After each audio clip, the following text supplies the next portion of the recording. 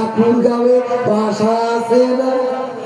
এমপিরা সব কোথায় গেল, মন্ত্রীরা সব কোথায় গেল, কোথায় তাদের টাকা? তাদের সারা দেশটা এখন লাগে ফাঁকা ফাঁকা, ওদের সারা দেশটা এখন লাগে ফাঁকা ফাঁকা। আইন মন্ত্রী আটকে গেল আইনেরই ফাঁকে, দাড়ি সারা দরবেশের ভণ্ড ভণ্ড লাগে। ঠিক আছে, আইন মন্ত্রী আটকে গেল আইনেরই ফাঁকে, দাড়ি সারা দরবেশের ভণ্ড ভণ্ড লাগে।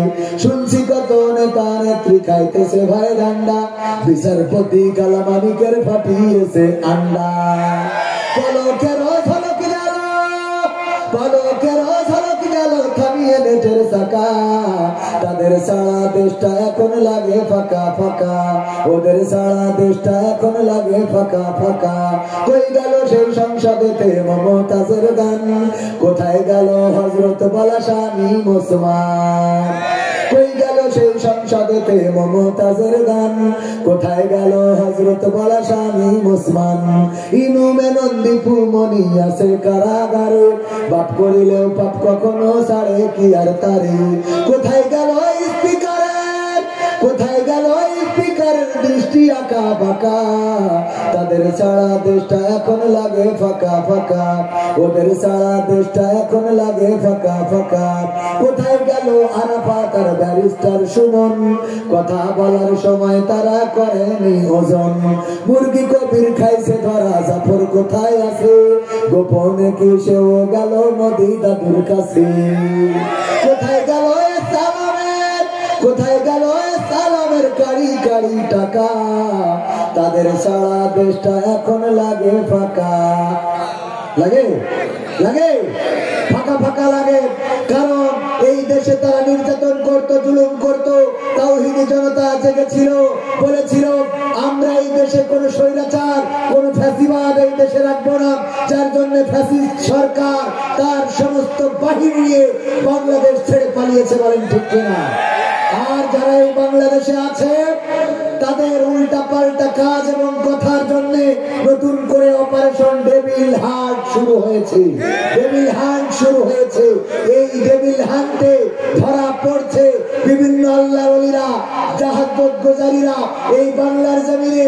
আর ৮০-৯০ রাকাত তাহাজ্জুদ পড়া লোকের স্থান হবে না, কারণ তোমাদের এই তাহাজ্জুদ আল্লাহর জন্য নয়, তোমাদের এই তাহাজ্জুদ লোক দেখানো। বলেন ঠিক কিনা?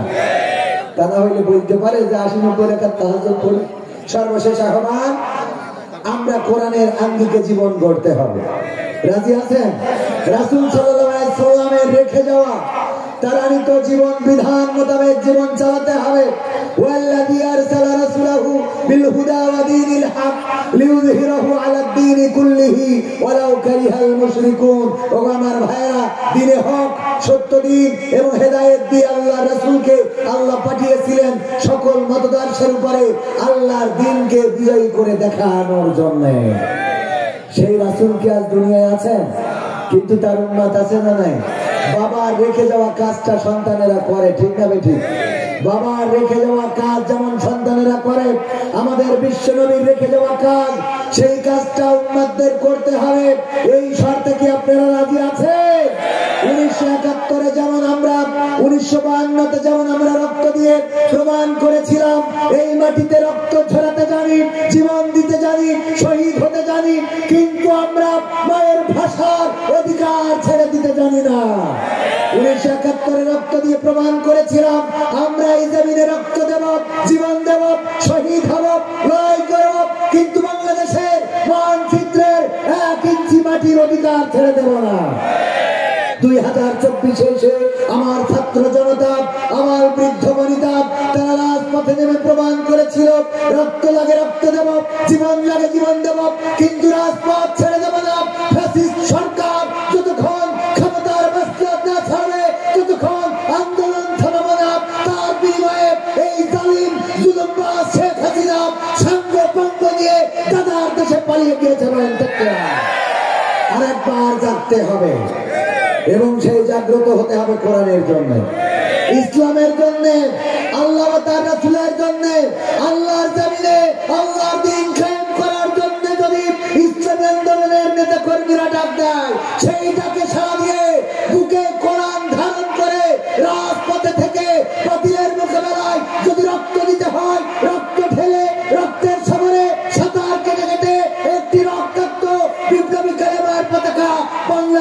উড়াতে রাজি কারা কারা দেখতে চায়?